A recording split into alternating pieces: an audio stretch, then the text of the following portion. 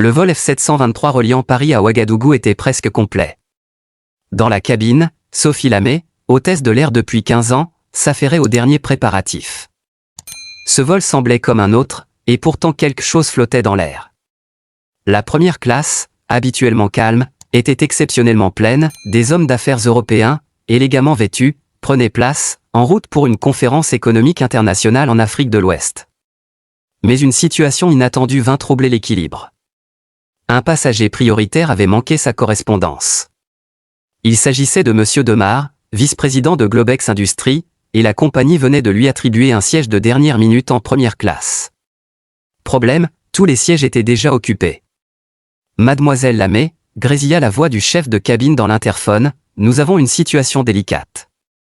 M. Demar doit être en première classe. Voyez si quelqu'un accepterait de céder son siège contre une compensation. Sophie poussa un soupir discret.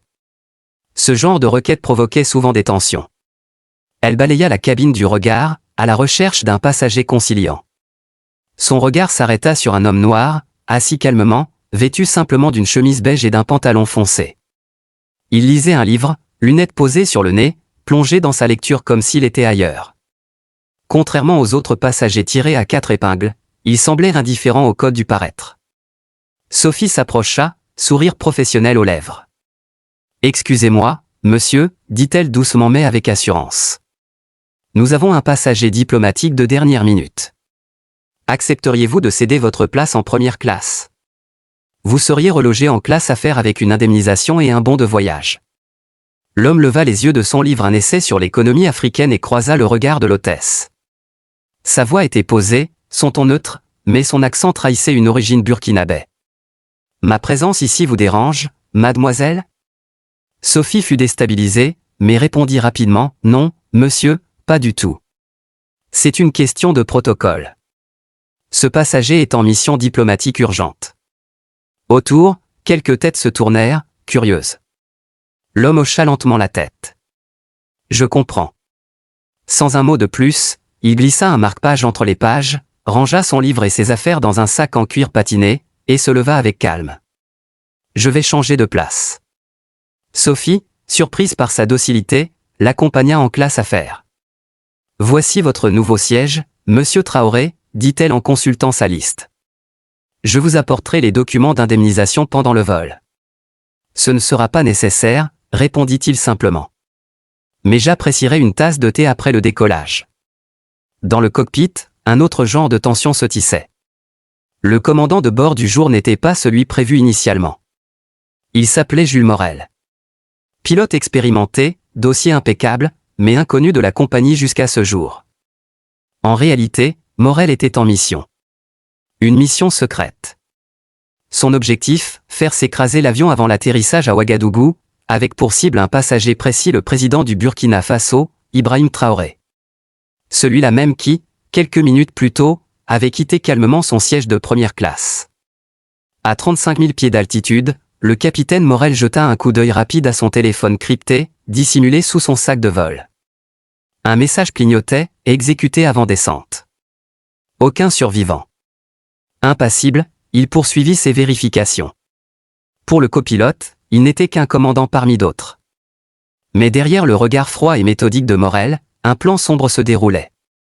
À l'arrière, une jeune hôtesse, Amina, s'approcha précipitamment de Sophie, l'air bouleversé. « Sophie, sais-tu qui est l'homme que tu as déplacé de la première classe ?» « Un certain monsieur Traoré, non ?» Amina secoua la tête. « C'est Ibrahim Traoré. Le président du Burkina Faso. » Le sang de Sophie ne fit qu'un tour. « Quoi ? Ce n'est pas possible. Il voyagerait avec une escorte. » Justement non. Il est connu pour ses déplacements discrets. Ouagadougou vient de confirmer, une délégation l'attend à l'aéroport. C'est bien lui. Sophie sentit une brûlure au creux de la gorge. Elle avait déplacé un chef d'État parce qu'il ne ressemblait pas à un homme de pouvoir. Elle leva les yeux vers la classe affaires. Ibrahim Traoré était là, assis, lisant paisiblement son livre, une tasse de thé à la main. Pas un mot.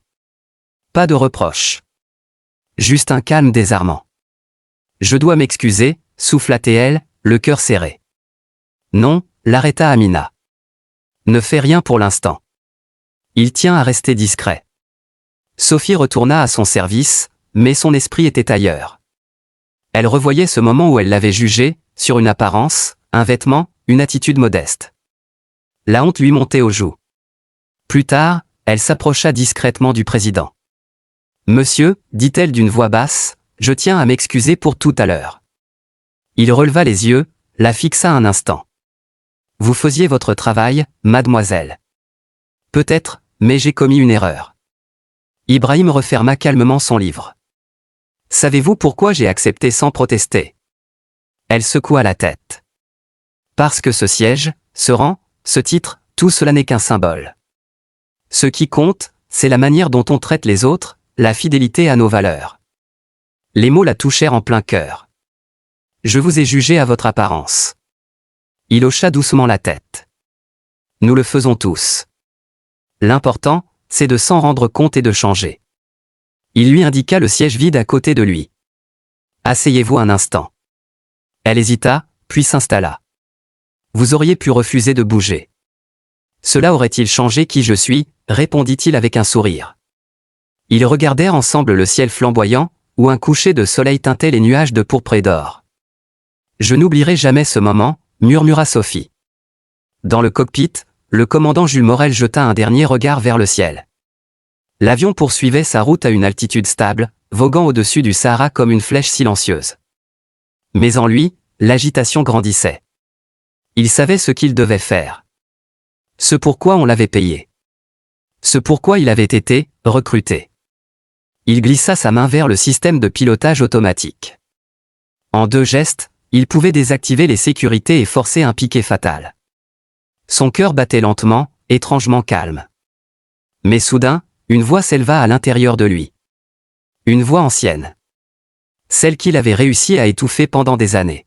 « Et si tu ne le faisais pas ?» Il regarda le copilote à sa droite. Un jeune homme, pas encore trentenaire. Enthousiaste, naïf. Innocent. Il pensa au visage des passagers. À cette fillette endormie contre l'épaule de sa mère en classe économique. À cette femme enceinte, voyageant seule. À Ibrahim Traoré. Et à la leçon silencieuse qu'il venait de donner à une hôtesse. Une certitude s'imposa alors, tranchante comme un éclair, il ne pouvait pas être le bourreau. Morel respira profondément. Il attrapa son téléphone crypté, le déverrouilla, et tapa une réponse brève, cible absente. Mission avortée. Il jeta l'appareil dans les toilettes du cockpit, l'écrasa sous son talon, et tira la chasse. Puis il reprit les commandes, comme si de rien n'était. Mais le danger n'était pas totalement écarté. À l'arrière de l'appareil, 2 hommes s'échangèrent un regard. Ils n'étaient ni diplomates, ni simples passagers. Leurs billets avaient été falsifiés. Leur objectif était clair, s'assurer que la mission réussisse coûte que coûte. Quand ils apprirent que l'avion n'était pas en train de plonger vers sa perte, ils comprirent que le plan avait changé. L'un d'eux glissa une main dans sa veste. Un geste discret. Trop discret sauf pour Ibrahim Traoré. Le président referma doucement son livre. Son regard croisa celui de l'homme. Et il sut. Il se leva. Mademoiselle Lamé, où se trouve la cabine de l'équipage ? Sophie, surprise, désigna l'avant. Juste derrière le cockpit, monsieur. Restez ici. Ne paniquez pas. En 2 enjambées, il traversa la cabine affaires, son pas précis, sans précipitation. Mais au moment même où l'homme se leva derrière lui, une main invisible jaillit de l'allée. Le second agent, dissimulé près des toilettes, tenta de sortir une arme. Mais avant qu'il n'ait pu la pointeur, un passager surgit derrière lui, un garde du corps en civil que Traoré avait placé là au cas où. L'agent fut plaqué au sol avec une efficacité brutale. Le second n'eut pas le temps de réagir, Ibrahim s'était retourné. Son regard était devenu acier. Il l'asséna d'un coup sec au poignet, désarma son agresseur, et le neutralisa d'un geste de combat maîtrisé. Le silence retomba, lourd. Les passagers, figés, n'avaient presque rien vu. Traoré récupéra l'arme, l'enveloppa dans une couverture, et la tendit discrètement à l'équipage. Contactez les autorités à l'atterrissage. Discrétion absolue. Sophie était bouche bée. Mais comment avez-vous su ? Il répondit doucement, les yeux ne mentent pas. Ceux qui viennent tuer, Regarde comme s'ils avaient déjà creusé votre tombe. L'avion atterrit sans encombre à Ouagadougou. À la passerelle, des hommes en costume attendaient. Mais le président ne descendit pas le premier. Il laissa passer les familles, les enfants, les vieillards. Ce n'est qu'à la fin, sac en cuir sur l'épaule, qu'il descendit calmement, salua le personnel de bord et serra la main du copilote.